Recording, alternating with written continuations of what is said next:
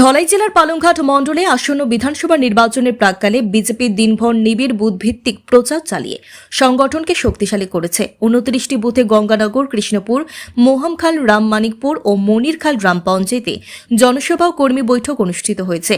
১২০ নম্বর ধলাই সমষ্টির বিজেপি প্রার্থী অমিয় কান্তি দাস সকাল থেকে রাত পর্যন্ত বুথগুলোতে উপস্থিত হয়ে সরাসরি জনসংযোগ স্থাপন করেন। স্থানীয় সমস্যা শোনা, বিকশিত ধলাইয়ের লক্ষ্য ব্যাখ্যা করে উন্নয়নের প্রতিশ্রুতি দিয়ে তিনি ব্যাপক সমর্থন পান। এতে জয়ের প্রতি তার আত্মবিশ্বাস বেড়েছে। রাজনৈতিক পর্যবেক্ষকরা বলছেন, এই সুসংগঠিত প্রচার ভোটার সমর্থন দৃঢ় করে তার জয়ের সম্ভাবনা উজ্জ্বল করেছে। আপনারা দেখতেই পাচ্ছেন যে মণিপুরী সমাজের শুধু নয়, ভারতীয় জনতা পার্টির একজন নেতা ত্রৈমাসিক এই ৭ সকালে গত রাতে আমাকে ফোন করেছিলেন যে অমিত আমাকে বলবেন। আমি সঙ্গে সঙ্গে আজকের প্রোগ্রামটা ওনাকে দিলাম। উনি বলছেন আমি আসছি, ওনার এরপরে মিটিং আছে লক্ষ্মীপুরে কৌশিকদার ওইখানে। তারপরে উনি একটু সকাল সকাল এসে পৌঁছে গেছেন। আমি শুরু করার আগেই ওনাকে ধন্যবাদ জ্ঞাপন করছি আমাদের এসে আমাদের মার্গদর্শন করার জন্য। আছেন আমাদের এখানে যিনি এপি সদস্য বিরিয়া দে, এপি সহ সভাপতি উপেন্দ্র চন্দ্র দাস, এখানে আছেন আমার এখানকার বুথ প্রেসিডেন্ট এবং আমাদের এখানকার মেম্বারও আছেন।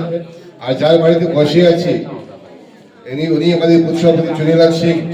এই বাড়িটা আবার আমার পঞ্চায়েতের বাড়ি, পঞ্চায়েত সভাপতির বাড়ি।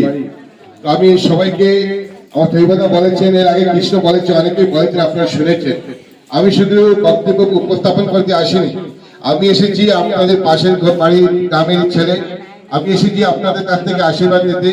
আগামীতে যে সংগ্রামে আমরা অবতীর্ণ হয়, যে সবাই সেই সংগ্রামে যাতে বিজয়ী হতে পারি, বিজয়ী হয়ে আবারও তৃতীয়বারের মধ্যেও আসামে বিজেপি সরকার প্রতিষ্ঠিত হোক, এনডিএ সরকার প্রতিষ্ঠিত হোক, সেই উদ্দেশ্যে নিয়ে আমি আপনাদের কাছে এসেছি। আপনাদের কাছ থেকে আমি কোন ধরনের বক্তব্য উপস্থাপন করবো না। আপনারা একটাই জানেন যে ভারতীয় জনতা পার্টির সরকার মানে, হিমন্ত বিশ্ব সরকার মানে হচ্ছে উন্নয়নের সরকার।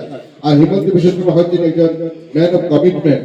আমরা জানি যে আমরা যদি দেখি যে বিগত যে সরকার, বর্তমানে সরকার চলছে, সেই সরকারের প্রধান মুখ্যমন্ত্রী